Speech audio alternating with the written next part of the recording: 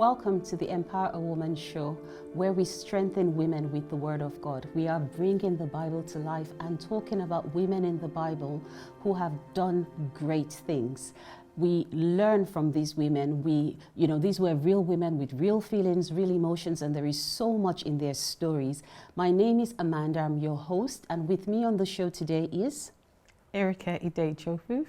And we also have a special guest on the show today, my friend, Dr. Doyin Olorunfemi. Thank you so much for coming on the show to come and chat to us. We're excited to have you today. Thank you for having me. So today we are going to be talking about 4 women in the Bible, or at least we're going to attempt to talk about 4 women in the Bible. There's something about time that gets away with us. We are talking about Sarah, we're talking about Hagar, we're talking about Rebecca, and we're going to touch briefly on Deborah. So let's start with Sarah. Well, I don't even know where to begin. There is so much in her story. We know Sarah as the wife of Abraham, but we also know that she is his half-sister as well. Sarah is the woman that was given such a beautiful promise by God at a really old age, and it was one of those things where she's looking at herself thinking she had to laugh. She had to laugh about the promise that God had given her. Yeah. But she is a woman that decided to help God. Many times. So there's something to say about when God has given you a promise. Instead of waiting for the manifestation of that promise, she decides to help God by giving her slave Hagar to fulfill that promise. So the promise that God had given was a promise to Abraham. He had changed his name from Abram to Abraham, saying he's going to be the father of many, and had promised that he was going to give him a son through Sarah. At this time, Abraham is very old. Sarah is about 90 years old herself. So her name was changed too. Her name was changed as well, from Sarai to Sarah.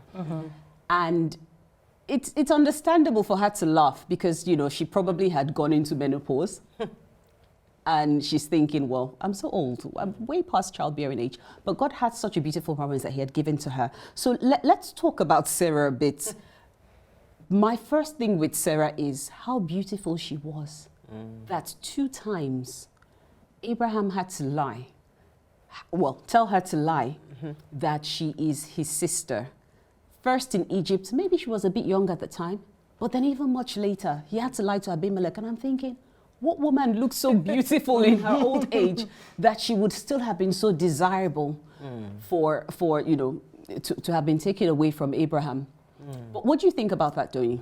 That's a good point, because it's one I've never really thought about, that she must have had some form of physical appeal for Abraham to feel, I need to protect her, or protect himself actually, because he felt if these people that will desire her and want her, that will threaten him. So he was happy for the attention to shift from him, and let's just lie, let's just pretend so that I am not threatened. I'm not really. killed, because he even said to her that they would kill him on account of her. Or on account of her. So she must have been that person that was so beautiful, like you said. But in this instance, who was being protected? I'll leave that question open. Was it Sarah or was it? It was probably both. And I think let's not gloss over the fact that it happened multiple times. Yes. So we might say they didn't know better, it happened once, all right. But it happened the first time and they felt the need to play the same scenario again the second time. So it must have been a real thing. But your question, like who were they actually protecting? Probably both of them. And we were talking before we started taping, and you were talking about identity and the identity she chose. Yes. Because for me, when I read the story of Sarah, there's a theme that runs through: identity. And first of all, the change of name. Yes, Abraham's name was also changed, but Sarah's name was also changed from princess to mother of nations, right? Or what was the meaning of Sarah that God had given her. So there was that change of name, and many of us, our identity is in what we are called and what people call us. And then the other one was the identity of, yes, it was true, she was his half-sister, but is that what she was called and supposed to be at that time? She and her husband were aware that at this point in time, we are man and wife, not brother and sister. And it begins to beg the question of, what do we assume? Is it something in line with our conviction or our convenience, right? Because it matters.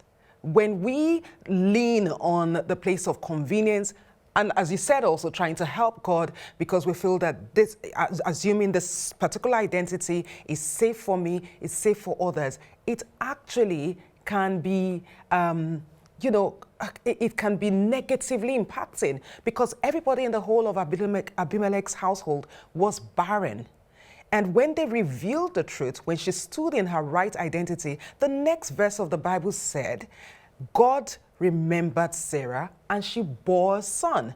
So the place of conviction that she needed to get into, rather than convenience in choosing an identity that seemed convenient and seemed to be able to protect her, liberated the whole household of Abimelech. That's deep. Yes, exactly. It's deep. And I just, as you were speaking, it's got me thinking about us today. As well, not just as women, everyone today. Yes, yeah. And the convenience of choosing your identity or how you speak, how you dress, how high you raise your voice, what you say, and all of those things because of how we'll be perceived. Yep. Because of how people will respond to us, we choose, for our protection, perhaps, for their protection. But your words about it, when she accepted who she truly was, it liberated them. That's something I'm going to take away and ponder on. Because I know a lot of people struggle with just being comfortable in who they are and living their lives out like that. And perhaps there's something there for us to think about. And I love that question you asked. Who were they trying to protect? So in that instance, Abraham is thinking about protecting his life. Sarah is thinking about protecting her husband. But what they didn't think about was the consequences for the people. So like Abimelech, the only reason why they were saved was the intervention of God. Because if he had already taken Sarah, he just hadn't done anything with her. That would have led to severe consequences for him and the people around him. So that question about who were you trying to protect, it's a reminder that in some of the decisions that we make, when we're trying to protect ourselves, there's the possibility of leaving other people vulnerable in what we're doing. But let's talk about the whole incident of her trying to help God, where God had said to Abraham, you're going to have a son.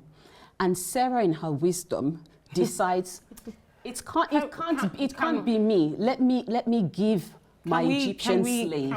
Can we take a breath? Right? And she waited a long time.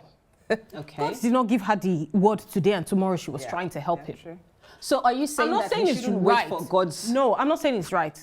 25 years, wasn't it that she waited? I'm saying that as a human, I can understand the desire to do something while you're waiting.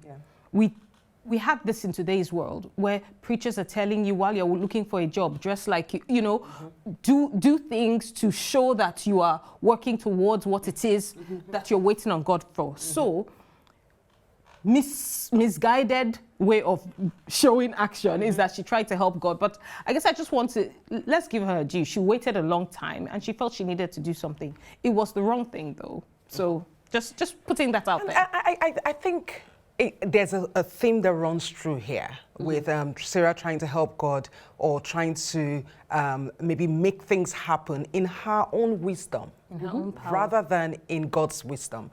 Because if you look at Bible times, what she did was not an anomaly. People would give their mistresses to their husband, even to have other children, even not when they were barren. So what she did was not an anomaly. It was, why did she do it? Is it because she had given up on the promise or because she felt her husband needed a heir? Right? And with this heir that her husband needed, was it going to be according to God's election or according to man's wisdom? Paul answers that question for us. So Galatians 4:23, he says, the son of the slave wife was born in human attempt to bring about the fulfillment of God's promise. Yes, exactly. But the son of the freeborn wife was born as God's own fulfillment of his promise. So there was that human attempt. Yeah, so that answers the question, right? And like you said, it wasn't she wasn't doing anything that other people didn't do. Done, yeah. So the question you asked, why did she do it? Was she trying, is it that she had given up, or she felt like she needed to do something? But she was helping God. She was helping God because she thought God needed help, or because she thought, I need to, oh yes, the other question you asked was, she thought that she needed to make sure that her husband had an heir. Yeah. Women, we take on a lot of things. And there's things that are not even our problem sometimes we feel like we need to fix. You know, your husband says, I'm going to do this, and it's not coming to pass, and you see an opportunity to maybe make it come to pass. You know, we tend to do that. That happens, but the helping God angle, I think when we try to help God, we see the consequence of it. Yeah, but it's the consequence. What's the motive? What is the driving force? I think it's a lack of faith. We get tired of waiting, and we're starting to wonder, is this going to happen? It looks like it's not going to happen. Perhaps I need to give it a little nudge. Or maybe I didn't really hear God. God promised that the hair will come, but maybe it's not going to be true. Or maybe God is the one giving me this idea of how to do it. You know what's interesting? To second guess. I often wonder, why didn't Abraham go and ask God? He could have. He had a relationship with God. Was he eyeing Hagar? Let's say this is going to be 1 hour. He could have said no, Sarah. He could have said no, Sarah. Let us hold on to the promise of God. But he welcomed the idea. Far be it from me to talk about Abraham in any negative in any way. part of many nations. Okay, so let's talk about Hagar. Yes. Now, you're an Egyptian slave that has been given in marriage to your mistress' husband. Not marriage. Yeah, well, they were married. Yeah, they would normally do like a... Well, the whole surrogacy thing. Well, yeah. Then pride steps in, and the Bible tells us that she starts to despise Sarah. So now she finds out that she's pregnant, and all of a sudden she forgets her place, and she starts to act some kind of way. Now Sarah's response to Hagar's aggression is aggression herself. Yes. To the point where it's like, well, this isn't working. So she goes to Abraham and she's like, you know, I'm the boss here. Yeah, look at what you're putting me through. Forgetting it was her ideas in the first place. Well, he still accepted it, so let's blame him. But now we see pregnant Hagar is asked to leave. She's in the desert, and one of my most beautiful moments in the Bible happens where this pagan slave encounters God, the grace and the mercy of God. So that's the God factor in this story, because she says, I have encountered the God who sees me. But I like that even when the angel encounters her, he doesn't, you know, he tells her to go back, but he also tells her, go back and be subject to your mistress. Go back and do the right thing. What does that do for you when you think about that part of the story? Hagar, she is a template for us as we consider our journey of blessing or enrichment by God, from slave to mistress to potential carrier of the next Abraham's heir, and going back. Why won't pride come in there? I mean, think about us, where God has brought us from, where God has taken us to, and where God is taking us to. And sometimes we might get caught up in that fact that it's all about me. It's because I am perfect, or because I am better than her or her. And you might begin to have that sense of pride, which has consequence of you losing your current position, right? But like you said, there's all through the Bible, there is that recurrent theme that even when you lose the place where you are planted, when you look up to God, regardless of your background, God sees you and God hears you and God restores you. And that's why the Bible, the journey there says that, you know, provision, and told her, go back to where you are and have the baby. And then, of course, we know what happened. Of course, Ishmael, which she had later, also became a rich nation. But to what you said, I mean, if you look at her as a woman and then you say that journey that she has had, how does it apply to us today? I mean, I'll leave us to talk about that because, I mean, every story in the Bible, it is something that we should reflect on and pick from so that we do not repeat the same things. We don't repeat the same mistakes. And one of the ways I think that plays out is you can be in an environment where you're the one who's done something wrong. So whether it's in a workplace, whether it's even in a marriage, whether it's in a friendship, you do something wrong and then you are asked to leave. When God brings restoration and conviction, don't be afraid to go back. Yeah, that's right. Go back and submit. Go back and apologize. Go back and start over. Oh, that's true. There is something about the willingness to go back because, you know, we're always, oh, let's move forward. We've left. But there is something about going back because going back is where the birth of what you're carrying would happen. So we cannot be afraid to go back. But there's also something about remembering that there's the consequence for our choices. And even though there was the human attempt to try to help God, God was still going to fulfill his promise in the way he was going to fulfill the promise. Right. So if we go back to Galatians again, we see Paul telling us that the son of the promise was, you know, he was going to be the one that God was going to use. There's no two ways about that. The son of the free woman, you know, Galatians 4, I think it's 30, that says, get rid of the slave woman. She's not going to share in the inheritance. She will not share in the inheritance with the free woman's son. So there is something about God's will still coming to pass. But even in God's will coming to pass, there is still a kindness. Yeah, that's right. There is still a gentleness through it. You were going to say something. I was just going to touch on Hagar. You talked about her being a template, how, you know, God blesses you, brings you thus far, and you see where God is taking you to, and you start to become prideful, right? And as you were speaking, as you were saying that, it just reminded me of the Beatitudes. And when Jesus said, blessed are the poor in spirit, for theirs is the kingdom of heaven. Right. What does it mean to be poor in spirit? It means to remember that it's not about me. It's about God. Yeah, that's right. And the point I just want to draw out of that is, when God blesses you, whether by your own doing or by somebody else's doing, in this case, Sarah created the avenue of blessing for Hagar, and you think, I have arrived and pride steps in, we just need to remember it all comes from God. Absolutely. Right. Every good and perfect gift comes from God. And the only way for us to enjoy that and is just to be humble and remember it all comes from him. I really like that. It all comes from him. So that was Hagar's issue. And I don't blame Sarah for the way she responded in aggression. I say that as a human, not as a Christian, right? just putting it out there. But there's so much to learn from this story. Real women, real life issues that, even though they were many, many years ago, are still happening constantly today. Absolutely. Yeah. Okay, so let's talk about Rebecca. I love her. I love Rebecca, but Rebecca was another woman that tried to help God.